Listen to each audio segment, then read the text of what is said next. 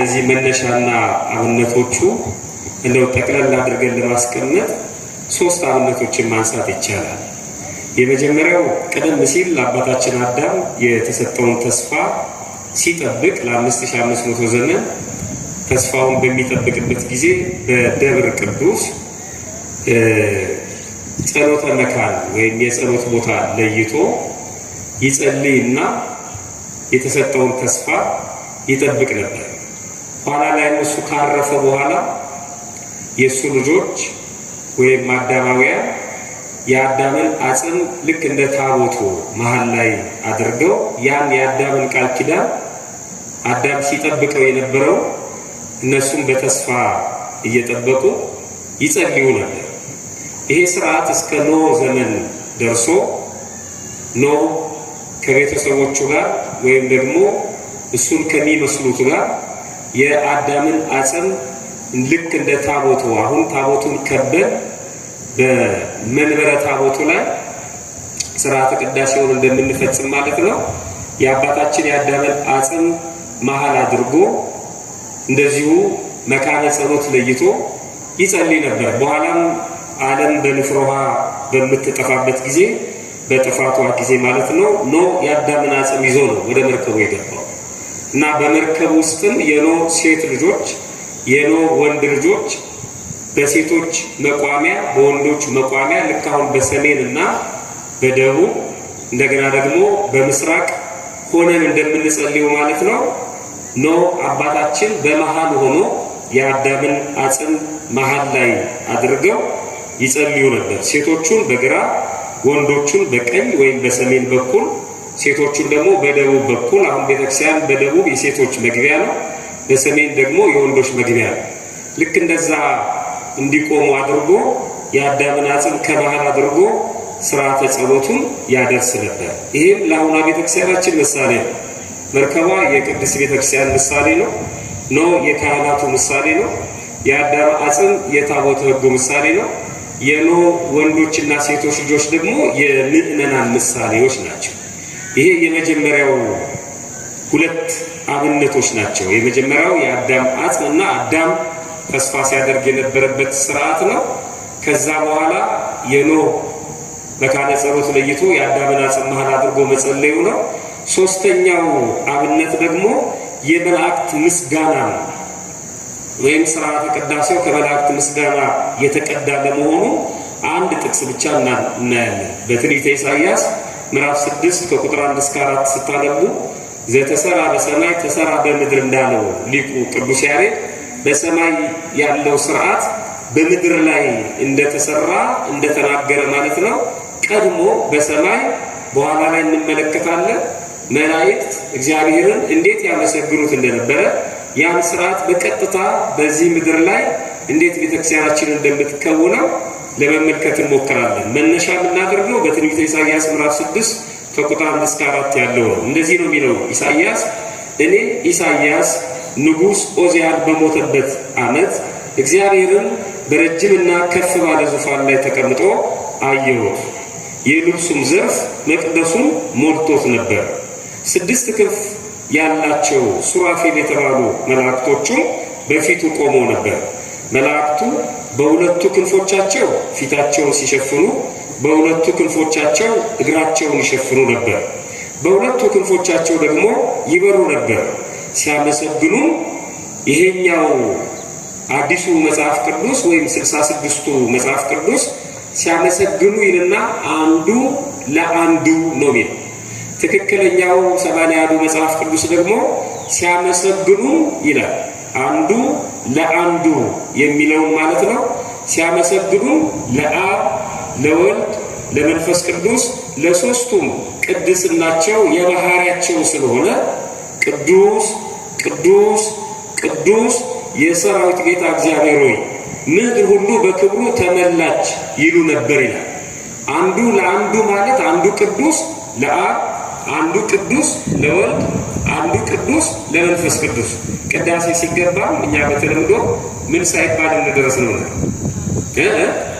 አሃዱ ሳይባል አሃዱ ብቻ አይደለም፣ አሃዱ አብ ቅዱስ ይላል ካሉ፣ አሃዱ ወልድ ቅዱስ፣ አሃዱ ውእቱ መንፈስ ቅዱስ አንዱ አብ ቅዱስ ነው፣ አንዱ ወልድ ቅዱስ ነው፣ አንዱ መንፈስ ቅዱስም ቅዱስ ነው። በውጭ ሆነን ደግሞ እኛ ምን እንላለን? አዎ ልክ ነው አባታችን አንተ እንዳልከው በእውነት በአማን አሃዱ አብ ቅዱስ፣ አሃዱ ወልድ ቅዱስ፣ አሃዱ ውእቱ መንፈስ ቅዱስ በአማን በእውነት ያልከው ትክክል ነው ብለን ተሰጥኦ እንመልሳለን ማለት ነው። ይሄ የመላእክት ስርዓት ነው። ሲያመሰግኑት እንዲህ እያሉ ያመሰግኑት ነበረ ካለ በኋላ የሰራዊት ጌታ እግዚአብሔር ሆይ ምድር ሁሉ በክብር ተመልታለች ይሉት ነበር። የቤተ መቅደሱ መድረክ ከመላእክቱ የቅዳሴ ድምፅ የተነሳ ይላል፣ የምስጋና ድምፅ የተነሳ መሰረቱ ተናወጠ። በጩኸት የመላእክት ድምፅ ሲሰማ መሰረቱ ተናወጠ፣ ቤቱንም ጢስ ሞላበት ይላል። በስርዓተ ቅዳሴ ጊዜ የማዕጠንት ስርዓት አንዱ ነው። ቤተክርስቲያናችን ማዕጠንተ ጸሎት አላት። ዕጣኑ ይጤሳል፣ የእኛ ድምፅ ያስተጋባል፣ ካህኑ ይናገራል፣ እኛ እንቀበላለን፣ ዲያቆኑ ይናገራል፣ እኛ እንቀበላለን። በህብረት ነው ተሰጥኦ፣ በአንድነት ነው። ለዚህ ነው ሌላ ስራ አያስፈልግም። በቅዳሴ ጊዜ የግል ጸሎት እንኳን ቢሆን ጸሎት እንኳን ትከለክላለች ቤተክርስቲያናችን። በነገራችን ላይ የቤተክርስቲያን ስርዓት ሲከበር መሳለን የሚከለከልበት አለ፣ ማማተን የሚከለከልበት አለ። ስርዓተ ቤተክርስቲያን ስለሆነ ማለት ነው። ጸሎትም የሚጠቅም ሆኖ ሳለ ግን በማህበር ጸሎት የግል ጸሎት ትከለክላለች፣ ሰማያዊ ስርዓት ስለሆነ ማለት ነው። ይህንን ስርዓት ነው በዚህ አሁን ባለን ጊዜ ለማየት የምንሞክረው። መቼም ከባድ ነው። ፈጣሪያችን ለሁላችንም ጥበቡን ምስጢሩን እንዲገልጥልን በድጋሚ መልካም ፈቃድ ይሆንልን። ቅዳሴ ማለት ከቃሉ ተነስተን ቃላዊ ፍቹን ስንመለከት ቀደሰ ከሚለው የግዕዝ ግስ ይወጣል። ቀደሰ ማለት ለየ፣ አከበረ፣ ከፍ ከፍ አደረገ ማለት ነው። ከዛ ነው ቅዳሴ የሚለው ቃል የሚወጣው። ቅዳሴ ይልና መለየት፣ ማክበር፣ ማመስገን ወይም ምስጋና የሚል ፍቺ ይሰጠናል ማለት ነው። ቅዳሴ የጸሎቶች ሁሉ ዘውድ ነው። የጸሎቶች ሁሉ የበላይ ነው ቅዳሴ ማለት ነው። ልብ አድርጉ። የጸሎቶች ሁሉ ዘውድ ነው። የጸሎት ሁሉ ዘውድ በሉ እስኪ ድምፃችሁን ልስማው። የጸሎት ሁሉ ዘውድ ቅዳሴ እሱ ነው። የጸሎቱን ከቅዳሴ በላይ ምንም ጸሎት የለም። የጸሎት ሁሉ ዘውድ ነው።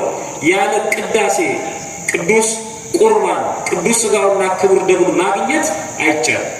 ያለ ቅዱስ ሥጋውና ክቡር ደሙ ክህነት የለም። ያለ ቅዱስ ሥጋውና ክቡር ደሙ ክርስትና የለም። ያለ ቅዱስ ሥጋውና ክቡር ደሙ ምንኩስናም የለም። ያለ ቅዱስ ሥጋውና ክቡር ደሙ ጋብቻም የለም። ስለዚህ ይሄ ቅዱስ ሥጋውና ክቡር ደሙ የሚገኝበት ምስጢር ነው ስርዓተ ቅዳሴ። ያለ ቅዳሴ ምንም የለም ማለት ነው። ቤተክርስቲያናችን የምትሰራው በዚህ ስሪት ስለሆነ በቅዳሴ ጊዜያቶች የቅዳሴ ጊዜያቶች ሶስት ናቸው። ቅዳሴ የሚቀደስባቸው ጊዜያቶች ሶስት ናቸው። ጊዜያቶች ስል ሰኞ፣ ማክሰኞ፣ ረቡዕ ማለት አይደለም፣ በጥቅሉ ማለት ነው። የመጀመሪያው ወይም ደግሞ አንደኛው ጊዜ ጠዋት ጠዋት ቅዳሴ የሚቀደስባቸው ጊዜያቶች ናቸው። አጽዋማት ካልሆኑ ጠዋት ጠዋት ቅዳሴ ይቀደሳል። ሰኞ ጠዋት፣ ማክሰኞ ጠዋት ጾም ካልሆነ ማለት ነው። ሁለተኛው ጊዜ ደግሞ ከሰዓት የሚቀደስባቸው ደግሞ ጊዜያቶች አሉ። ጾም ሲሆን ከሰዓት ነው። አሁን ሰኞ ጾም ይገባል። ቅዳሴ መቼ ነው ማለት ነው? ከሰዓት በኋላ። ስለዚህ የቅዳሴ ጊዜ ጠዋት የሚሆንበት አለ፣ ከሰዓት የሚሆንበት አለ። ሁለተኛው፣ ሶስተኛው ሌሊት ደግሞ የሚሆንበት ጊዜ አለ። ሌሊት ከሌሊቱ 6 ሰዓት ሌሊት ቅዳሴ የሚቀደስበት ጊዜ አለ። መቼ ነው? በልደት ጊዜ፣ በትንሣኤ ጊዜና በጥምቀት ጊዜ ማለት ነው። ስለዚህ ሶስት ናቸው የቅዳሴ ጊዜያቶች፣ ጠዋት፣ ከሰዓት፣ ሌሊት የሚቀደስባቸው ጊዜያቶች አሉ። እነዚህ ሰኞ፣ ማክሰኞ፣ ረቡዕ በዝርዝር ውስጥ የሚገቡ ስለሆነ ወደዛ ላይ ከቅርብ ጊዜ ወዲህ ግን አንዳንድ ቦታዎች ላይ ቅዳሴ በጣም በሌሊት እየተገባ ምዕመናን አስተያየት ሲሰጡ ይሰማል። እዚያ ሐዋሳ ላይ ያለው ስርዓት አላውቅም። 10 ተኩል 10 ሰዓት ኪዳን የሚያደርሱ 10 ተኩል ቅዳሴ የሚገባባቸው ቦታዎች አሉ። ለምን ሲባል ምክንያት አላቸው። እሱ ቀርቦ መወያየት ነው። በጣም ቅዳሴ ላይ መሰመር የሚገባው ትልቅ ጉዳይ ፍትሐ ነገሥቱን የሚያስቀምጠው ቅዳሴ የሚቀደሰው ለምዕመናን ስለሆነ ቀዳሹ ምዕመናን መገኘታቸውን መጀመሪያ ያረጋግጥ ይላል። ምዕመን የሌለበት ቅዳሴ አይቀደስም። በጣም ከባድ ነው። ግብጾቹ ጀርመን ለአገልግሎት በነበርኩ ጊዜ የእሁድ ቅዳሴ ማለት ነው ከጠዋቱ 3 ሰዓት ነው የገቡት። አቡነ ቄርሎስም ነበሩ፣ ሌሎች ወንድሞችም ነበሩ። እዛ ቅዳሴው ላይ እኛ ተገኝተን ነበር። 3 ሰዓት ቅዳሴውን ከጨረሱ በኋላ ጠየቅናቸው። ለምንድን ነው እንደዚህ 3 ሰዓት የገባችሁት አልናቸው። ጀርመን ውስጥ የአባ እንጦንስ ገዳም አላቸው እነሱ። ከከተማው በመኪና የ1 ሰዓት ተኩል 2 ሰዓት መንገድ ርቀት ነው ያለው። ስንጠይቃቸው ሰው ነርቶ ስለሚመጣ ሰውን መጠበቅ አለብን፣ በሌሊት የማንገባው ሰው እንዲመጣ ስለምንፈልግ ነው። ሁሉም ክትት ሲል ቅዳሴው ይጀምራል ማለት ነው። እስከ 6 ሰዓት ድረስ ይቆያሉ። የገዳሙ አበምኔት አውደ ምሕረት ላይ ይወጣል። እያንዳንዳቸውን ቅባ ቅዱስ ይቀባቸዋል። አስራታቸውን በፖስታ እያሸጉ ያመጣሉ። ከዛ ወደ አዳራሽ ይገባል። ቁርስ ይበላል። ከዛ እረፍት ያደርጋሉ። ንስሐ የሚገባ የተለያየ ምክር የሚሰጠው የተለያየ ክፍል አለው። የሚያርፍም ያርፋል። ህፃናቱ ለብቻ መምህር አላቸው። የቴሌቪዥን ክፍል አላቸው። የሚጫወቱበት አላቸው። ከዛ ወደ 8 ሰዓት 9 ሰዓት ደግሞ ለምሳ ይሰበሰባሉ። ይበላሉ፣ ይጠጣሉ፣ ምክር ይሰጣቸዋል። የመጨረሻው 10 ሰዓት ማታ ጸሎት ተደርጎ ሰው ወደ ቤቱ ይሄዳል ማለት ነው። ደስ ይገርም። ሁሉ ነገር አለ እዛ። ይበላሉ፣ ይጠጣሉ። ችግሩ ግን የሚያጨሱ ሰዎችንም ያቻሉ። በጣም የሚያሳዝኑት እዛው ግቢ ውስጥ ሲጋራ የሚያጨሱ ግብፃውያን ነበር። የእኛ ስርዓት በአንድ በኩል ደስ ይላል። እነሱ ስርዓት ላይ ችግርም አለባቸው፣ ግን በጣም ነው ሰንበትን የሚያከብሩት ማለት ነው።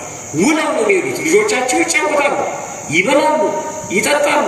ባልና ሚስት ክፍል አላቸው የሚያርፉበት። የመኝታ ቁልፍ ይሰጣቸዋል። ናፕ ማድረግ የሚፈልግ ሰው ካለ ማለት ነው። ይታጠባሉ፣ ሻወር አለ፣ ሁሉም ነገር። የሚገርመው ግን ሁሉም ቆራቢ ነው በጠቅላላ ማለት ነው። ሁሉም ስራው ይቀበላል። እግዚአብሔር ወደዚህ እድገት ሁላችንንም ያምጣል።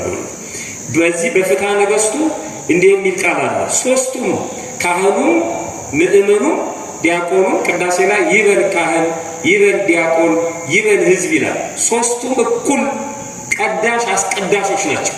አስቀዳሽም ቀዳሾችም ናቸው። ስለዚህ ምእመናን መጠበቅ እንዳለባቸው ስርዓተ ቤተክርስቲያን ያዛል። ፍትሐ ነገሥት አንቀጽ 12 ላይ ህዝቡ ሁሉ ሳይሰበሰቡ የቅዳሴውን ጸሎት አይጀምሩ ይላል። አይገርም? የአጥቢያው ህዝብ በሙሉ መሰብሰብ አለበት ይላል። እናንተ ችግሩ አታስቀድሱ፣ ግን ማስቀደስ የሚፈልገው ሁሉም ክትት ሲል ሰዓቱንም ያውቁታል እነሱ። ደውልም ይመጣል። ሁሉም ሲሰበሰብ ቅዳሴውን ይጀምሩ ይላል። ወደ ውስጥ ደግሞ ልኡካኑ መሟላት እንዳለባቸው ይናገራል። ፍትሐ ነገሥት አንቀጽ 12 ቁጥር 481 ላይ ህዝቡ ትእዛዝ ስላለው ነው። ለምሳሌ ፍትሐ ነገሥት አንቀጽ 12 195 ላይ ቅዳሴ ሲጀመር ያልነበረ አይቁረብ ይላል። ስለዚህ ሊቆርብ ስለሚመጣ ቶሎ ከጀመርንበት ቅዳሴውን አቋርጦ መቁረብ ስለማይችል አዝኖ ይመለሳል ማለት ነው። ስለዚህ መቁረብ ስላለበት ሳይጀመር ያልነበረ ሰው መቁረብ የለበትም ስለሚል እስከሚመጣ ድረስ ጠብቁት ይላል እና አረጋውያን አሉ፣ ታማሚዎች አሉ፣ ህፃናት አሉ። እነዚህንም ታሳቢ አድርጎ ስርዓተ ቅዳሴውን መጀመር ያስፈልጋል ማለት ነው። ስንት ቅዳሴያት አሉ በቤተክርስቲያናችን? አንዳንድ ሰው አንድ ብቻ የሚመስለዋል። አንድ ብቻ ቅዳሴ ያለ የሚመስለው ሰው አለ። እነዚህ የዘወትር ስርዓተ ቅዳሴው ላይ ዘወትር የምንሰማቸው አሉ። ልክ ውዳሴ ማርያም አሁን ስትደግሙ የዘወትር ጸሎት አለ፣ የዕለት ውዳሴ ማርያም አለ፣ የቤድስዋ መላእክት ብለን ደግሞ ሁሌ ሰኞም የቤድስዋ መላእክት እንላለን፣ የሌላ መላእክት እንላለን፣ ወበሳድስ እንላለን፣ ማክሰኞም እንላለን፣ ረቡዕም እንላለን። የረቡዕ ማክሰኞ አንጸልይም። የረቡዕ የሰኞ የማክሰኞ ውዳሴ ማርያም አለ። ስንት ክፍል አለው ማለት ነው ውዳሴ ማርያም? አሁን በነገርኳችሁ መሰረት የዘወትር የዕለት የቤድስዋ ስንት ክፍል አለ? ልክ እንደዚህ ነው ቅዳሴ። የዘወትሩ ሁሌ ይባላል፣ ሰኞም ይባላል፣ ማክሰኞም ይባላል። ቅዳሴም ልክ እንደዚህ ያለ የዘወትር አለ። ደግሞ ፍሬ ቅዳሴ ይባላል። እሱ ይቀየራል ማለት ነው። የየዕለቱ ውዳሴ ማርያም እንደሚቀየረው 14 ቅዳሴያት አሏት ለጊዜው ማለት ነው። እነዚህ 14 ቅዳሴያት የተመሰከረላቸው እነዚህን አሁን ረጋ እያልኩና ስለምን ምን እንደሚያነሱ መናገር ሰዓት ስለሌለኝ ጠቅሻቸው ብቻ አልፋለሁ። ቅዳሴ ሐዋርያት፣ ቅዳሴ እግዚእ፣ ቅዳሴ ማርያም፣ ቅዳሴ ዮሐንስ ወልደ ነጎድጓድ፣ ቅዳሴ ሰለስቱ ምዕት ሊቃውንቱ እነዚህን ቅዳሴያት በስም አይደለም ያውቋቸው። ለምሳሌ ቅዳሴ ሰለስቱ ምዕትን ግሩም በሚል ያውቋቸዋል። ግሩም ከተባለ የተቀደሰው ምንድን ነው? ግሩም ከተባለ ሰለስቱ ምዕት ነው ማለት ነው። ይህ ሊቃውንቱ ስለሆነ ቅጽላቸውን አልናገርም። ለምሳሌ ቅዳሴ ማርያም ጎሳ ልቤ ቅዳሴ ሐዋርያት ስም አላቸው ዘበዳሪ እያንዳንዱ መለያ ስላላቸው መጀመሪያውን ስለሚናገሩ ሊቃውንቱ በዛ ነው የሚያውቋቸው። እንደኛ ግን ቅዳሴ ሐዋርያት፣ ቅዳሴ እግዚእ፣ ቅዳሴ ማርያም፣ ቅዳሴ ዮሐንስ ወልደ ነጎድጓድ፣ ቅዳሴ ሰለስቱ ምዕት፣ ቅዳሴ አትናቴዎስ፣ ቅዳሴ ባሲሊዮስ፣ ቅዳሴ ጎርጎሪዮስ፣ ቅዳሴ ኤጲፋኒዮስ 9ኛ ማለት ነው። 10ኛ ቅዳሴ ዮሐንስ አፈወርቅ፣ 11ኛ ቅዳሴ ቄርሎስ፣ 12ኛ ቅዳሴ ያዕቆብ ዘስሩግ፣ 13ኛ ቅዳሴ ዲዮስቆሮስ እንቅድመ ዓለም በመባል የሚታወቀው፣ 14ኛ ቅዳሴ ካል ጎርጎሪዮስ መጀመሪያ ስለጠቀስ ነው ሁለተኛው ጎርጎሪዮስ ማለት ነው። ናኩ ተከብሮ የሚጀምረው ለሥርዓተ ቅዳሴው እነዚህ 14ቱ ቅዳሴያት በቤተ ክርስቲያን እንደየ ግጻዌው እንደሚያዘው እንደየወቅቱ እንደየዕለቱ ይቀደሳሉ ማለት ነው። ቅዳሴው 3 ክፍል አለ። ልክ ቅድም እንዳስቀመጥኩላችሁ እንደ ውዳሴ ማርያሙ 3 ክፍል አለ። አንደኛው የመጀመሪያው የዝግጅት ክፍለ ጊዜ ወይም የዝግጅት ጊዜ ግብአተ መንጦላዕት ይሉታል። መጋረጃ ከመከፈቱ በፊት የሚደረጋል። ይሄ ለሊቃውንቱ ስለሆነ ብዙ እዚህ ላይ አንደክምም። ከምን እስከምን እንደሆነ አሁን ለምዕመናን ማስረዳቱ ቢጠቅም ነገር ስለሌለው ግን 3 ክፍል እንደሆነ ብቻ አንስተን እናልፋለን። ሁለተኛው የትምህርት ክፍለ ጊዜ፣ አንዱ የዝግጅት አንዱ የትምህርት ክፍለ ጊዜ ነው። በዚህ በትምህርት ክፍለ ጊዜ ምንባባት ይነበባሉ፣ መልእክታት ይነበባሉ፣ ግብረ ሐዋርያትን ጨምሮ ወንጌል ራሱ ይነበባል። እነዚህ ይተረጎማሉ። እነዚህ ራሳቸው ስርዓት አላቸው። ምስባኩ ወንጌሉ በዕለቱ ይተረጎማል፣ ይነበባል። እነዚህን ያዳምጣሉ። በአብዛኛው ትምህርት ከትምህርት ጋር የተገናኘ የማይቀየር የማይለወጥ አንድ ሲደመራል ሁለት ማንም የማያሻሽላቸው እነዚህ ነገሮች በአብዛኛው ያሉበት ክፍል የመሃለኛው ክፍል። ሶስተኛውና የመጨረሻው የጸሎት ክፍል ነው። በተለይ ፍሬ ቅዳሴ የምንለው ማለት ነው።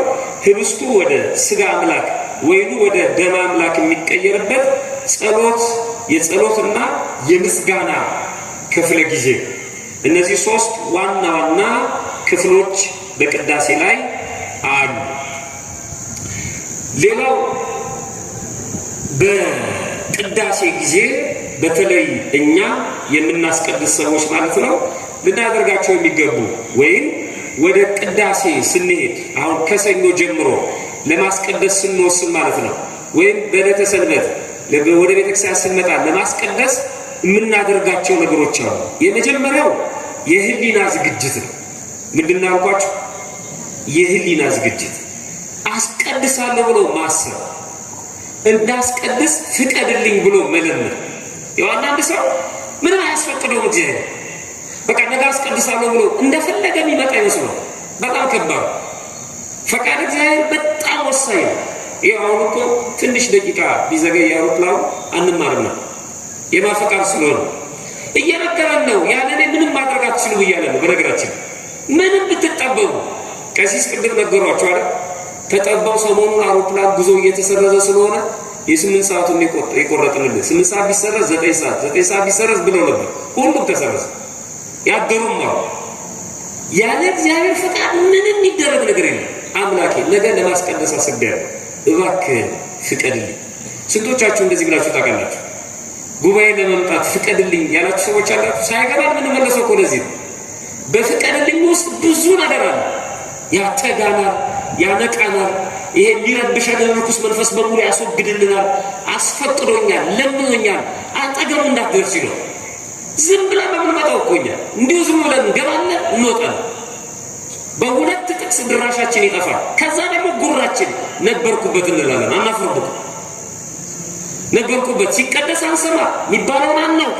ነበርኩበት እሱማ ይህን ድምፅ ማጉያ እኮ ነበረበት። ይገባል፣ ይወጣል፣ አይጸጥም። ይሄ ሞንታርቦ ስንት ጊዜ ወጥቷል ገብቷል። ይሄን እያገለገለ እንደዚህ ድምፅ እያጎላ ግን ገነት መንግስተ ሰማያት አይገባም። እንደ ሞንታርቦ የገቡ የሚወጡ ብዙ ሰዎች አሉ። ብዙ ይሄ እንኳን እያገለገለ ነው። ምንም አይጠቅም። በመግባት በመውጣት ብቻ አይደለም። መጀመሪያ የህሊና ዝግጅት ያስፈልጋል። እንደሚያስቀድስ ማሰብ፣ እግዚአብሔርን ማስፈቀድ፣ በጎ ህሊና። እግዚአብሔር ፈቃደኛ ባልሆነ ልብ ውስጥ አድሮ ስራ ይሰራል ይላል። ትፈቅዱ ነው ተው መዳን ትወዳለህ ብሎ የጠየቀው ለዚህ ፍቀድ መጀመሪያ፣ ከዛ በኋላ ነው እግዚአብሔር ስራ የሚሰራው። እግዚአብሔር ሁላችንም ይፍቀድልን። በእውነት በዚህ በመጽሐፈ መክብብ ምዕራፍ 5 ቁጥር 1 ላይ እንዲህ የሚል ቃል አለ። ወደ ቤተ እግዚአብሔር በገባ ጊዜ እግርህን ጠብቅ፣ እግዚአብሔር በሰማይ አንተ በምድር ነህና። የሚገርም ቃል። ወደ ቤተ እግዚአብሔር፣ ይሄ ቤተ እግዚአብሔር ነው። ልብ አሉ።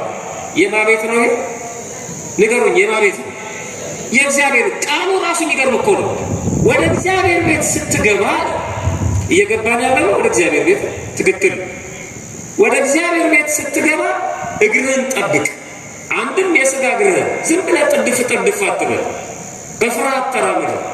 አንድም የልቦና እግርህን በአካናቱ ስልክህን እየጎረጎርክ ከጎረቤት ጋር እያወራ እየተሰዳደርክ ተራ ስራ እየሰራ አይደለም በእግዚአብሔር ቤት መገኘት ያለብህ። እግርህን ሰብስበው፣ የልቦና እግርህን አርባ ቦታ የሚረግጠው ሰብስበው። ወደ ማቤት እየገባ ነው አለ። ያዙልኝ፣ ወደ ማቤት እየገባ ነው? ወደ እግዚአብሔር። ይሄ ቤት የእግዚአብሔር ነው እያለ እግርህን ሰብስባልና እሱ በሰማይ አንተ በምድር ነህ። ሁለቱ ተቃራኒ ይመስላል። የእግዚአብሔር ቤት ነው እያለ በሰማይ ነው ያለው ይላል። ምን ማለቱ ነው? በሰማይ ነው ያለው፣ በልዕልና ነው፣ ከፍ ያለ ነው፣ የሚሰወረው የለም፣ የተናገርከው አይደለም፣ ያሰብከውን ያውቃል ነው። በሰማይ ማለት በልዕልና ከፍ ያለ ዝቅ ያለውን ያያል፣ ከፍ ብሎ ያያል ነው። እግርህን ሰብስበው ጠብቅ። ይገርም ቃል፣ በጣም ይገርም መርህ ነው። የህሊና ዝግጅት ከሌለው በስተቀር ሰው ይህንን ሊያስብ አይችልም። በአፍህ አትፍጠን፣ በእግዚአብሔር ፊት ቃልን ይናገር ዘንድ ልብ አይቸኩል፣ ልብ አይቸኩል። ስለዚህም ቃልህ ጥቂት ይሁን ይላል መጽሐፈ መክብብ ምዕራፍ 5 ከቁጥር 5። የህሊና ዝግጅት ያስፈልጋል። ቢያንስ በማፊት ነው የምቆመው ብሎ ማሰብ አለበት፣ በእግዚአብሔር ፊት። በቃ ሰው ድግስ ሲጠራ እኮ ሰው ሲቀጥረው እንዴት እንደሚጨነቅ አስቡ። በእግዚአብሔር ፊት ነው የምቆመው። የህሊና ዝግጅት ያስፈልጋል። ሁለተኛ የሰውነትና የልብስ ንጽህና ያስፈልጋል። ንጹህ መልበስ፣ ንጹህ መሆን ያስፈልጋል። ኧረ ብዙዎቻችን በጣም ነው የምናሳዝነው። በጣም ነው የምናሳዝነው። ሰው ቤት ግቡ ግድ የለም ስትባሉ ጫማችሁን ስለማታወልቁ አይደጅ ሆናለሁ ትላላችሁ። ጫማ ከወለቀ ጉድ ዝላለ ማለት ዝለቅ ወደ ቤት ሲል ጫማ ተወልቆ የሚገባ ቤት ከሆነ አይ እዚህ ደጅ ሆናለሁ፣ እዚህ ሶፋ ላይ ቁጭ በል ምንጣፍ ካለ አይ እዚህ ጋር ሆናለሁ። ለምን? ገና ጫማ አውልቄ ደግሞ ጫማ ሰው ካልሴ ይታያል። ካልሴ ደግሞ ሌላ ጠረናለሁ። ቤተ ክርስቲያንስ ዝም ብለን ወርውረን ጥልቅ ነው። ሰው የሚስመውን ቦታ ምንጣፉን እያተምንበት ነው የምንሄደው። ላባችን ምንም አይመስልንም። ምንም ጫማችን ከነጭቃም ቁጭ ነው ነው። የእግዚአብሔር ቤት ነው። የሥጋ ንጽህና ቢያንስ ሰው እግሩን አይታጠብም እንዴ? ካሲውን አያጥብም እንዴ? ቢያንስ ማን ይንገረን? ማን ይነግረን ይችላል? ልብሱን አያጥብም እንዴ? ሰው ጠረኑን አይቀይርም እንዴ? ምን እያለ እንዴት ይገባል ቤት? ይሄ እኮ የእግዚአብሔር ቤት ነው የሚል ሰው አለ እኮ። እናንተ ለምን አይደለበት? እግዚአብሔርስ እንደ አቤልና እንደ ቃየል መስዋዕት እኮ ነው። አቤልና ቃየል መስዋዕት አቅርቦለታል እኮ። አንደኛው ስንዴ፣ አንደኛው በግ። ስንዴ ያቀረበው አይበላውም ማለት እግዚአብሔር አይበላው ምን አስጨነቀኝ ብሎ አሰስገሰሱን አቀረበ። በግ ያቀረበው ደግሞ እግዚአብሔር አይበላውም ግን ንጹህ ነገር ይፈልጋል አለና ጸጉሩ ያላረረው፣ ጥፍሩ ያልዘረዘረው፣ ቀንድ ያላረረው፣ ጥፍሩ ያልዘረዘረው ንጹህ በግ አቀረበለት ይላል። ባይበላውስ እግዚአብሔር ይሄን መጠንቀቅ መቻል አለብን። ንጽህና ነው ይሄ። ከቻሉ ገላን ታጥቦ፣ ካልሆነ ፊትንና እግርን ታጥቦ፣ ጫማን በፌስታል ቋጥሮ መግባት ያስፈልጋል። በዚህ በፍትሐ ነገሥት አንቀጽ 14 547 ላይ እንደዚህ ይላል። በዚህ ጊዜ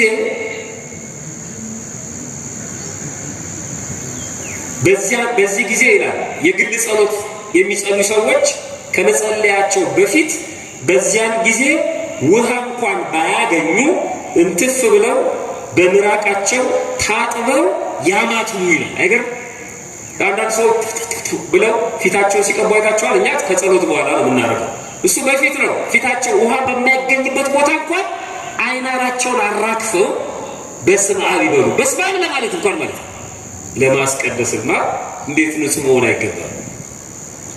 ስለዚህ ንጽህናን መጠበቅ ያስፈልጋል። ሁለተኛው ሶስተኛው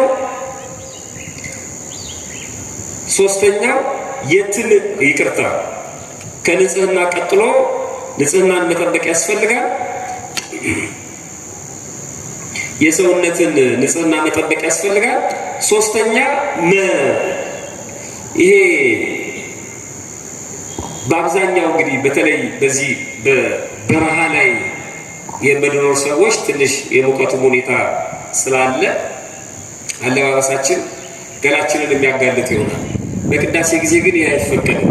መንፈሳዊ አለባበስ ስርዓትን መጠበቅ ያስፈልጋል። ቅዳሴ ስናስቀድስ በጃኬት፣ በቲሸርት፣ በቁምጣ፣ በቢጃማ፣ በድሪያ፣ በቱታ ማስቀደስ አይፈቀድም። አይቻልም። በቁምጣ ማስቀደስ አይፈቀድም። ቁምጣ እዛ ስቴዲዮ ወይም መኝታ ቤት ውስጥ ቤተክርስቲያን ነው። የሚያስደነግጥ ስዕል፣ የሚያስጠላ ጽሑፍ የተለጣጠፈበት ለብሶ ገብቶ ማስቀደስ አይቻልም። ለዚህ እኮ ነው ሁላችንም ነጠላ እንድንለብስ የተፈለገው።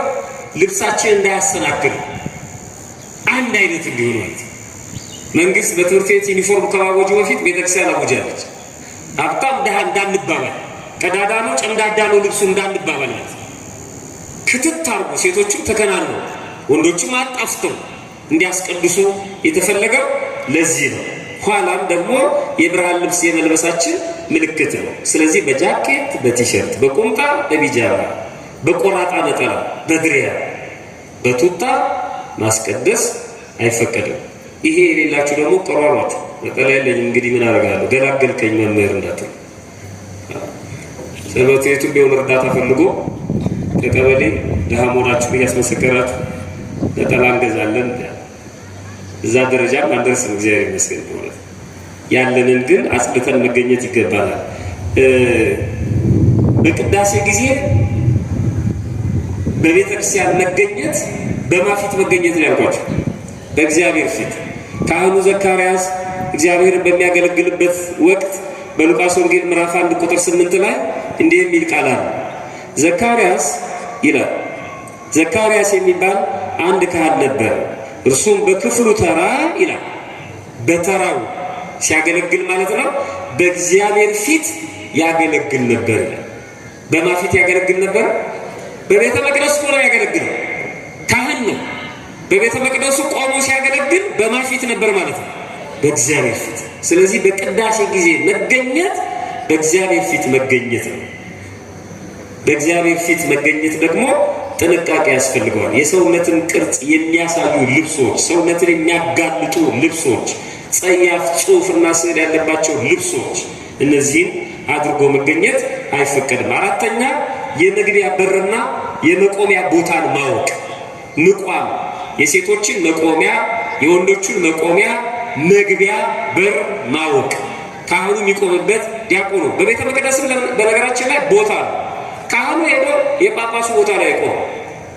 ካህኑ ሄዶ ዲያቆኑ ሄዶ የካህኑ ቦታ ላይ አይቆም። ካህናት የሚቆሙበት ቦታ አለ፣ ዲያቆናት የሚቆሙበት ቦታ አለ። ለተልእኮም ቢሆን እንኳን ንፍቁ ዋናው ዲያቆን የሚቆሙበት ቦታ አለ። ሰራዩ ቄስ፣ እንደገና ረዳቱ ንፍቁ የሚቆሙበት ቦታ አለ። አንባቢው ሁሉም ቦታ አለ። ስለዚህ ይሄን ቦታ ማወቅ። ምስራቁ የካህን በር ነው፣ ሰሜኑ የወንዶች በር ነው፣ ደቡቡ የሴቶች በር ነው። ነው ይጸልይ የነበረው በእነዚህ መቋሚያ ነበር። የቅዳሴው ምሳሌ መሆኑን ባለፈው ተናግሬያለሁ። ስለዚህ እነዚህን ማወቅ አግባብ ነው። ሌላው ትእዛዝም አለ። ይሄን በተመለከተ ፍትሐ ነገሥቱ አንቀጽ 12 ላይ እንደዚህ ይላል፣ በፍጹም ትጋት የእግዚአብሔርን ነገር ለመስማት ሁሉ እያንዳንዱ በሚገባው እንደየማዕረጉ በቤተ ክርስቲያን ውስጥ በጸጥታ በንጽህና በፍጹም ንቃት ሊቆሙ ይገባል ይላል። የሚገርም ነው። እስኪ አንዴ ከኔ ጋር በሉ፣ በንጽህና በሉ፣ በጸጥታ በፍጹም ንቃት። አይገርም? ሊቆሙ ይገባል። ንጽህናም አለበት፣ ፍጹም ንቃት አለበት፣ ጸጥታም አለበት። ሁሉም በየቦታው ሆኖ እንደዚህ ነው እናስቀድሰው። በፍጹም ንቃት ነው። ፌስቡክ አንዳይ፣ ቴሌግራም አንጎረጉር፣ ስልክ ሲደወል ትተናል በጣም ቅዳሴው በንቃት ነው እናስቀድሰው። እና ታዲያኛውን ብናማረር እግዚአብሔር ይሰማናል? ይሄን ያህል ዓመት አስቀደስኩ፣ ይሄን ያህል ዓመት ጾምኩ፣ እግዚአብሔር ግን አይሰማኝም። መቼ አስቀደሰን? መቼ ተነጋገርን ከእግዚአብሔር ጋር? መቼ በእግዚአብሔር ፊት እንደምንቆም አሰብን? እንደ ቸርነቱ ነው። ቅዳሴ ላይ አንዱ ጸሎት አምላካችን እንደ ቸርነት ነው እንጂ እንደምናችን ነው እንደ በደላችን በከመ ምሕረትከ ፈጣሪያችን ሁሉም ካህኑ ያቆሙ እንደ ቸርነት ሙከራችንን ተቀበል ፈጣሪያችን። እንደ ቸርነት የመላእክት አገልግሎት ነው። ለዛ ብቃት የለንም። በከመ ምሕረትከ በቃ እሱ ነው። እሱን አውቆ መለመን ያስፈልጋል። ያቋቋሙንም ቅደም ተከተል ይነግረናል። ፍትሐ ነገሥቱ እንደዚህ ይላል፣ በሰማያውያን አምሳል ሰራተኞች እንደመሆናቸው ኤጲስቆጶሳት ጳጳሳት ማለት ነው በመንበሩ ፊት ሊቆሙ ይገባል። ቀጥሎ አስተማሪዎች እንደመሆናቸው ቀሳውስት፣ ከጳጳሳቱ ቀጥሎ ቀሳውስት፣ ከዛ ሊቀ ዲያቆኑ፣ በሊቀ ዲያቆኑ አጠገብ ዲያቆናት አገልጋዮች እንደመሆናቸው ከቀሳውስቱ ኋላ ሊቆሙ ይገባል። ከነሱ ቀጥሎ ህዝቡ ሁሉ ይቆም ይላል። ህዝባውያኑ ጋር ደግሞ ስርዓት አስቀምጧል። ህዝቡ ደግሞ ይላል ስለ ህፃናት ሁሉ ተናግሯል። ቀጥሎ ህፃናት ብቻቸውን በአንድ ቦታ ይቆሙ። ከዚያ የሚበቃቸው ቦታ ካለ ህፃናቱ በአንድ ቦታ ይቆሙ። ህፃናቱ የሚበቃቸው ቦታ ከሌለ ግን ከአባቶቻቸው ጋር ይቆሙ። ህፃናት ከወላጆቻቸው ጋር ይቆሙ። እግራቸው ስር ቁጭ፣ እግራቸው ስር አቁመን ሲደክማቸው እያስቀመጠ ሲበረቱ እያቆመን ማለማመድ አለብን ማለት ነው። ይቀጥልና ቀጥሎ ባል ስላላቸው ሴቶች ትዳር ክቡር ስለሆነ ባል ስላላቸው ሴቶች ይናገራል። ባል ያላቸው ሴቶች ብቻቸውን በአንድ ቦታ ከአንድ ፊት ይቆሙ። ሴቶች ልጆችን ከአንድ ፊት ይቆሙ። ሴቶች ልጆች ቦታ ባይኖር ከሴቶች ባል ካላቸው በኋላ ይቆሙ። ደናግላንና ባልቴቶቹ ግን በመቆም በመጸለይ ከሁሉ ይቅደሙ ይላል ፍትሐ ነገሥት አንቀጽ 14 407። ክብር አለን። ሁላችንም በየማዕረጋችን መቆም አለብን። አምስተኛ ቀድሞ መገኘት አለበት። የሚያስቀድስ ቀድሞ መገኘት አለበት ሲሆን ኪዳን ማድረስ አለበት። ኪዳን ያላደረሰ ዲያቆን፣ ኪዳን ላይ ያልነበረ ቄስ አይቀድስም። ስለዚህ ኪዳን ላይ ያልነበረ ምዕመንን አይቆርም እና ሲሆን ኪዳን ቢያደርስ ጥሩ ነው። በሆነ ከባድ ችግር ደግሞ ኪዳን ማድረስ ካልቻለ ቅዳሴው ላይ አሐዱ ከመባሉ በፊት መድረስ አለበት። ስድስተኛው እስከ መጨረሻው ድረስ መቆየት።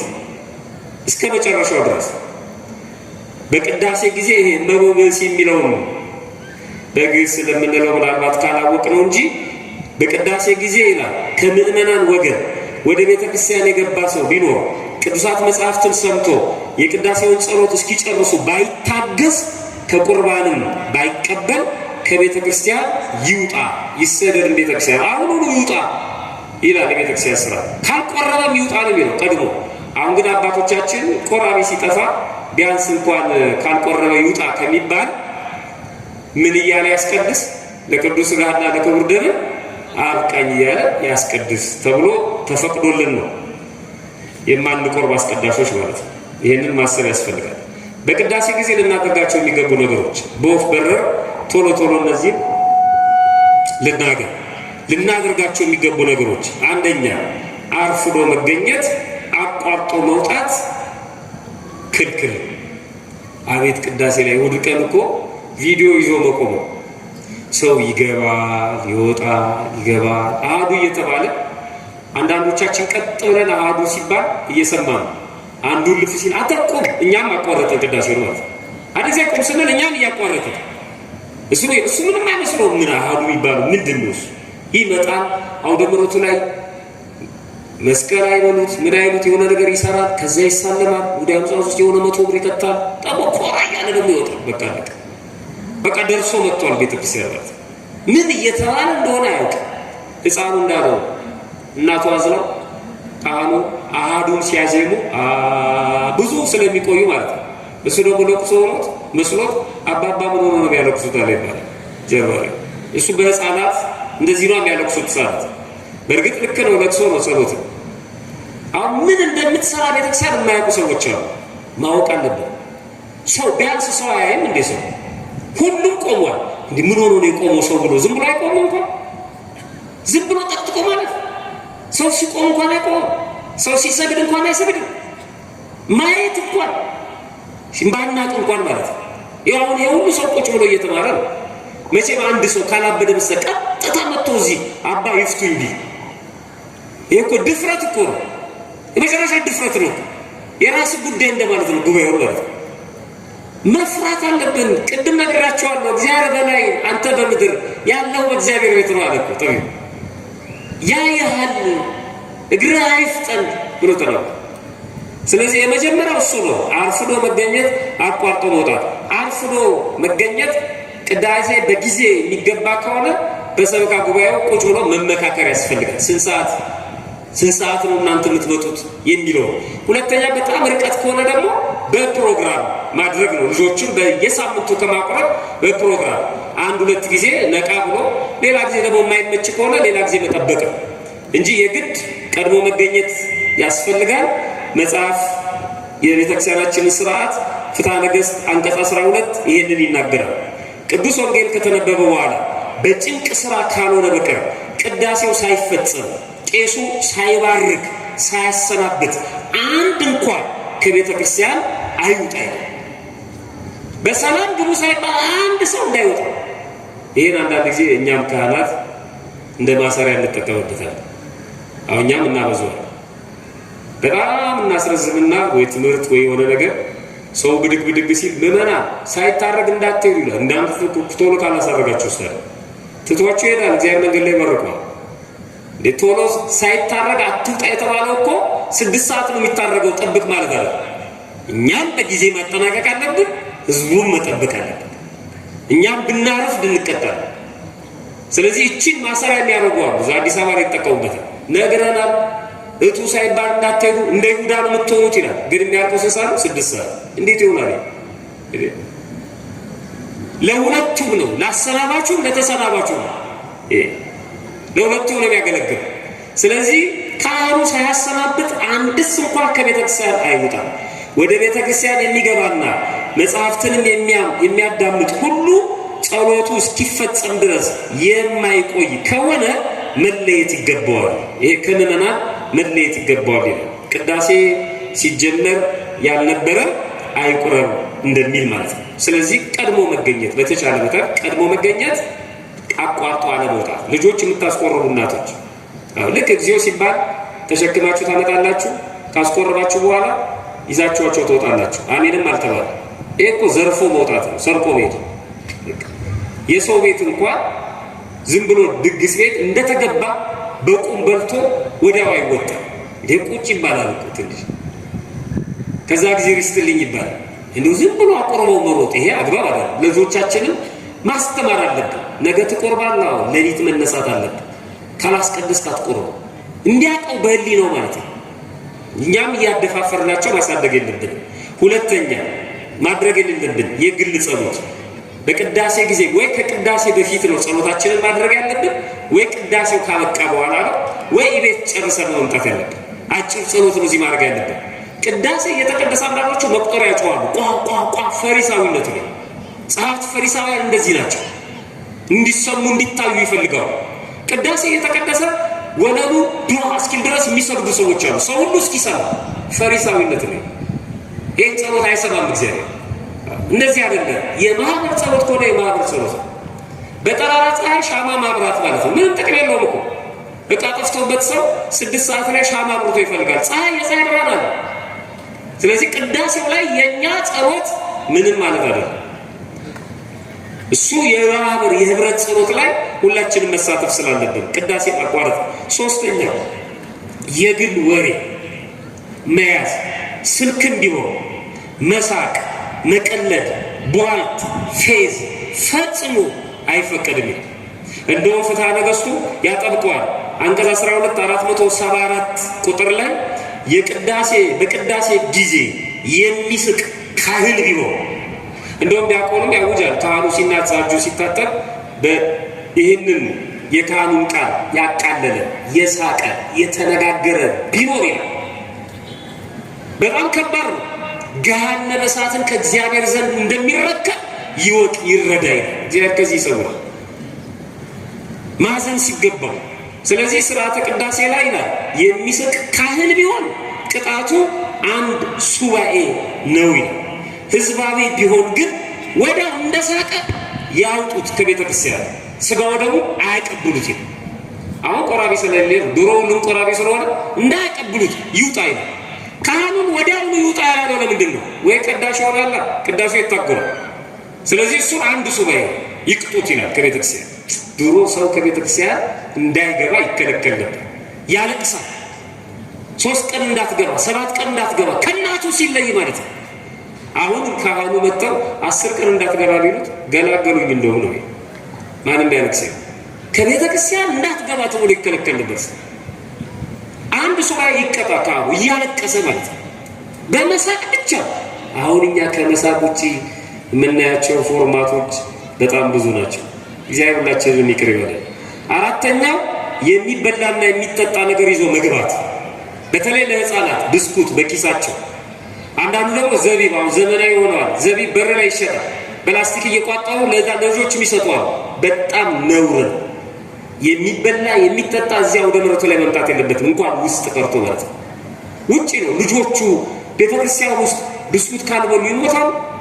እስካሁን ደግሞ እኮ ህይወት እኮ ነው። ቤት ብንመግባቸው ምን ችግር አለ? መጥፎ ልማድ ነው የምናስለምዳቸው። ብስኩቱን ከሱቅ ገዝተውት ነው የሚመጡት። በጣም ያሳዝናል። በዚህ ላይ ደግሞ ይሄ ኬሚካል የበዛበት ብስኩት። ልጆቹ ጤነኞችም አይደሉም። ቤተክርስቲያን እየተናፈረን ነው። የቀድሞዎቹ እኮ ደረቅ እንጀራ ቆርሰው ነው የሚመጡት። በር ላይ ያድራሉ። አፍ ማበሻ ነው፣ ዳቤ ይሰጣሉ። የእኛ ምናችንም አያምር።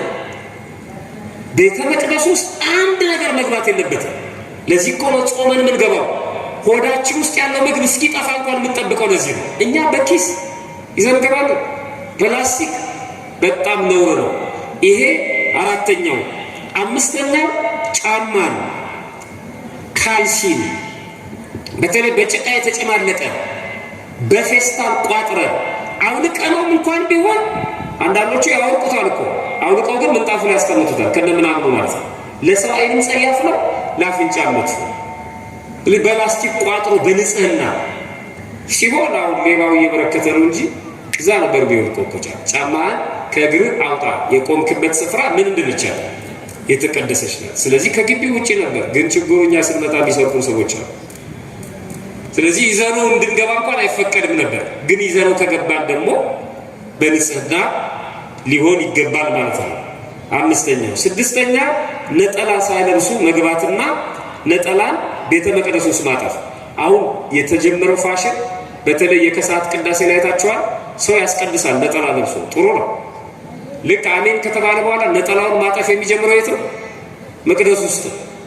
እዛው ያራግፋል። ግማሹ ግራና ቀኝ ይዞ ያጥፋል። እዛ ቤተ መቅደስ ውስጥ ነው፣ ቤተክርስቲያን ውስጥ አራግፎ ነጠላውን ፌስታል ውስጥ ከቶ ይወጣል።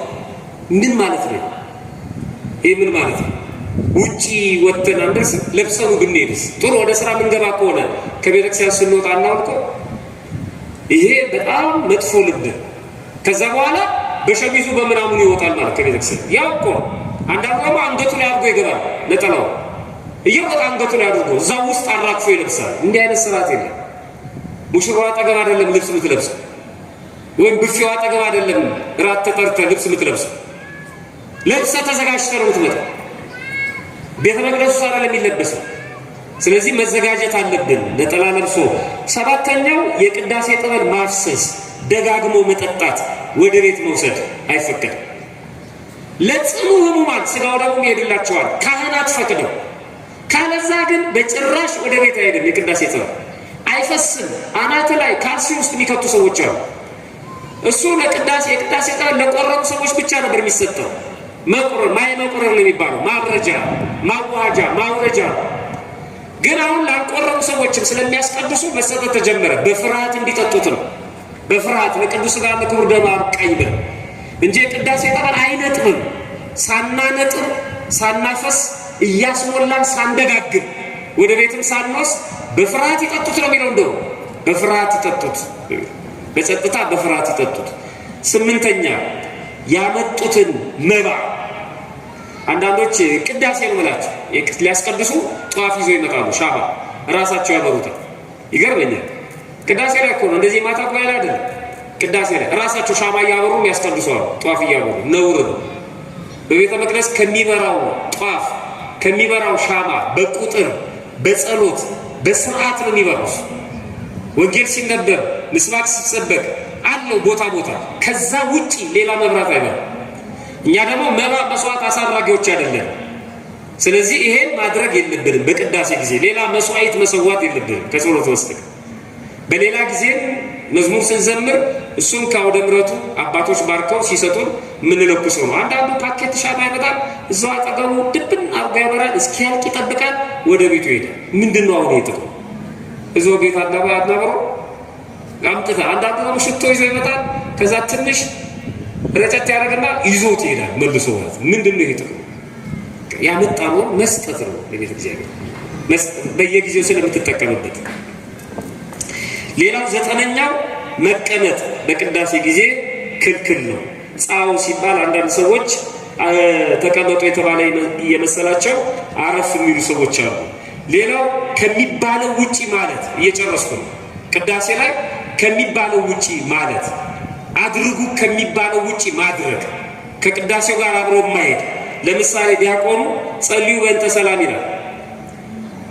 ይሄን በሚልበት ጊዜ ሰዎች በአራቱም ማዕዘን ይሽከረከራሉ። ጸልዩ በእንተ ሰላም ብሎ ሰላምታ እርስ በርሳችን እንድንሰጣጥ ማለት ነው። ፍጽምት ስለምትሆን ሰላምና ፍቅር እርስ በርሳችሁ በተለየች እማሄ ማለት እጅ መንሳት ማለት ነው። በተለየች ሰላምታ በተለየ እጅ መንሳት እርስ በርሳችሁ እጅ ተነሳሱ ይላል። እርስ በርስ ሰላም ተባባሉ። እርስ በርስ ዝም ብሎ እየተሽከረከሩ ጎንበስ የሚሉ አሉ። ዝም ብሎ ዙሪያውን እየተሽከረከሩ ጥንቃቄ ያስፈልገዋል። ፍትሐ ነገሥቱ እንደዚህ ይላል አንቀጽ 12 ላይ ከዚህ በኋላ ወንዶች ሁሉ እርስ በርሳቸው በንጽሕት ሰላምታ እጅ ይነሳሱ፣ ሴቶች ሴቶችን እንጂ ወንዶችን አይደለም። ሴቶች ሴቶችን እጅ ይንሱ እንጂ ወንዶችን እጅ ሊነሱ አይገባም። መጀመሪያ የቆምነው ወንዶች ለወንዶች ሴቶች ለሴቶች ለብቻ ነው። ስለዚህ ሴቶቹ ሴቶቹን ነው እጅ የሚነሱት። ተሽከርክረው በዛ በኩል ወንዶቹን እጅ መንሳት አይፈቀድላቸው። ሴቶች ከሴቶች ጋር ዲያቆናቱም ያሳዩናል። ወጥተው ንፍቁና ዋናው ዲያቆን እርስ በርስ እጅ ይነሳሳሉ። ካህናቱም እንደዚሁ ማለት ነው።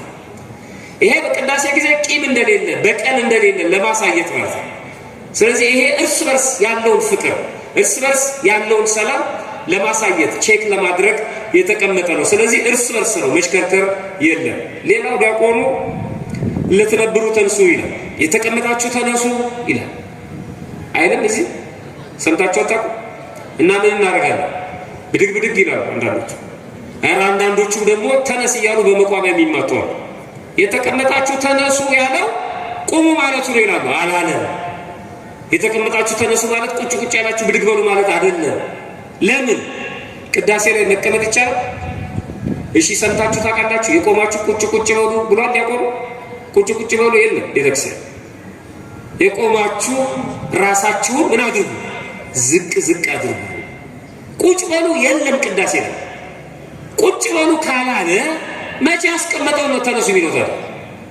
እና ምን ማለት ነው የተቀመጣችሁ ተነሱ? በልባችሁ የተቀመጣችሁ አካላችሁ ቆሟል፣ ሰውነታችሁም ቆሟል፣ ልባችሁ ግን የለም። ተነሱ። የቆማችሁት በእግዚአብሔር ፊት ነው። ለትነብሩ ተንሱ። ያንቀላፋችሁ በልባችሁ የተቀመጣችሁ ስርዓተ ቅዳሴውን የማትከታተሉ አካላችሁ ብቻ የቆመ እንዳስከሬን ተነሱ። በእግዚአብሔር ፊት ያላችሁት አንድ የሥራ መሪ ጎበዝ እንነሳ ሲል ብድግ ብድግ እንበል ማለት ነው። እንቁረጥ፣ እንወስን፣ እንንቃ።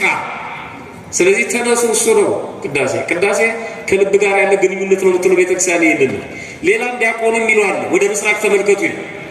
ወደ ምስራቅ ተመልከቱ ይዞራሉ። ብዙ ሰዎች ይሽከረከራሉ ምስራቅን ፍለጋ ማለት ነው። ቤተክርስቲያን ክብ ነች። ሰው ወደ ምዕራብ፣ ወደ ምስራቅ፣ ወደ ሰሜን ክብ ነው። መንበሩን ከበል የቆመ ነው። መጀመሪያም ወደ ምስራቅ የቆመ ሰው አለ። ፊቱን ወደ ምስራቅ የመለሰ ወደ ምስራቅ ተመልከቱ ሲባል እሱ ወዴት ይመልከትሽ ነው? ወይስ ይሄ ቅዳሴ መታደስ አለበት እኔን አይመለከትም ማለት ነው? ወደ ምስራቅ ተመልከቱ ማለት ፀሐይ የሚወጣበትን አይደለም እሱ። ወደ ምስራቅ ተመልከቱ ማለት ብዙ ትርጉም አለው። የመጀመሪያው ምስራቃት የተባለች እመቤታችን ቅድስት ድንግል ማርያምን አስቧት ነው፣ ከልብ ነው። ወደ ምስራቅ ተመልከቱ እናትነቷን፣ አማላጅነቷን። ይሄ የምትቀበሉት ስጋና ደም ከማን እንደተገኘ ይሄ ክርስቶስ የምትሉት አምላካችሁ ስጋን የለበሰው ማንን ማዕከል እንዳደረገ ማንን እንደመረጠ አስቧት። የእመቤታችን የቅድስት ድንግል ማርያም ነገር እንዴት ነው? ወደ ምስራቅ ተመልከቱ፣ ወደ እመቤታችን ተመልከቱ ነው በሚላችሁ። ወደ ምስራቅ ተመልከቱ፣ ወደ ገነት ወደ መንግስተ ሰማያት ተመልከቱ። በኤደን ገነት በምስራቅ ገነትን ተከለ ይላል። ወደ ምስራቅ ተመልከቱ። ስራችሁ ለገነት ለመንግስተ ሰማያት ያበቃችኋል ወይ? ገነትን መንግስተ ሰማያትን አስቡ። ወደ ምስራቅ ተመልከቱ። ዕለተ ሞታችሁን አስቡ። ወደ ምስራቅ ተመልከቱ። ዕለተ ምጽአትን አስቡ። መብረቅ ከምስራቅ ወጥቶ እስከ ምዕራብ እንደሚታየው የሰው ልጅ መምጣትም እንዲሁ ይሆናል። መብረቅ ከምስራቅ ብልጭ ብሎ እንዲወጣው እንደዚሁ ነው። ዕለተ ምጽአትን ከምስራቅ ይመጣል ክርስቶስ ብለን እንጠብቃለን። የሞቱ ሰዎች ፊታቸውን ወደ ምስራቅ ይመልሳሉ፣ ጠባቂነታቸውን ተስፋቸውን ለማጠየቅ። የክርስቲያን መኝታም ፊቱ ወደ ምስራቅ ዞሮ ነው መተኛት ያለበት። ስለዚህ ምስራቅ ዕለተ ምጽአትን ክርስቶስን ነው። ወደ ምስራቅ ተመልከቱ ማለት ዕለተ ምጽአትን አስቡ። በዕለተ ምጽአት በቀኝ የሚያቆም ስራ እየሰራችሁ ነው ወይስ በግራ? እሱም ነው እያለ ያለው ዲያቆኑ። አያችሁ፣ ወደ ምስራቅ ተመልከቱ እንጂ ተሽከርከሩ ማለቱ አይደለም። ማጠቃለያ ቅዳሴ ክርስቶስ ጌታችን መድኃኒታችን ኢየሱስ ክርስቶስ በጣም የሚገርም ነው። በአካል የሚገኝበት በቄሱ በኩል ሊቀ ካህን ሆኖ የሚቀድስበት ቅዳሴውን የሚያሰምርበት የሚባርክበት ስርዓት ነው። ቅዳሴ ራሱ ክርስቶስ መስዋዕት ሆኖ የሚቀርብበት ስርዓት ነው። የሚገርም ነው። ራሱ ክርስቶስ የሚሰዋበት ዓርብ ነው። ቀራንዮ የሚሰቀልበት፣ ስጋው የሚፈተትበት፣ ደሙ የሚቀዳበት ማለት ነው። ቤተክርስቲያኑ ላይ ቅዳሴ ላይ ስትሆን ዕለተ ዓርብ ላይ ነች ማለት ነው። ቀራንዮ ነው ሁላችን። የሚገርም ስርዓት ነው። ቅዳሴ ከክርስቶስ ጋር አንድ የምንሆንበት ቅዳሴ ቅዱሳን መላእክት፣ ጻድቃን፣ ሰማዕታት፣ ራሱ ክርስቶስ ሁሉ እመቤታችን የሚገኙበት፣ ሁሉም ሰማያውያን የሚገኙበት፣ በተለይ አሸናፊዋ ድል ነሽዋ የምትባለው ቤተክርስቲያን የቅዱሳን ህብረት ከዛ ህብረት ጋር አንድ የምንሆንበት ነው ቅዳሴ። እነዛ ሁሉ የሚገኙበት ነው። ተመልከቱ። ቅዳሴ ገቡ፣ ቅዳሴ ልገባ ነው፣ ቅዳሴ ወጡ ነው የምንለው። ቅዳሴ ጸሎት እየጸለዩ ነው አንድ ነው። ቅዳሴ ገቡ ነው የምንለው። መግባት ሥላሴ በአንድነትና በሶስትነት ሲመሰገኑ ነው የሚኖሩት። ምስጋናው አያቋርጥም። ጀማሪዎች አይደለንም። ወደዛ ምስጋና መግባታችንን ለመግለጽ ነው ቅዳሴ ገቡ የሚባለው። ልክ ስንገባ ወደዛ ህብረት ነው። ቅዱስ ቅዱስ ቅዱስ እያሉ መላእክት በማያቋርጥ ምስጋና ወደሚያመሰግኑት ህብረት ስለምንገባ ቅዳሴ ገቡ ይባላል። ይገርም። ከዛ ህብረት ጨርሰን እንወጣለን ማለት ነው። ስለዚህ ቅዳሴ ሁሌ ወደ ሰማያዊው ህብረት የምንገባበት ነው። ተክተን እናስቀድስ፣ ተክተን ወደ ቤተክርስቲያን ልንገሰግስ ይገባል ማለት ነው። ፈጣሪያችን በቸርነቱ አስቀድሰን ለመጠቀም ያብቃል። ከሙሉ በከፊሉ ይህንን ይመስላል። እግዚአብሔር ሰምቶ ከመጥፋት ያደረን እግዚአብሔር ይስጥልን።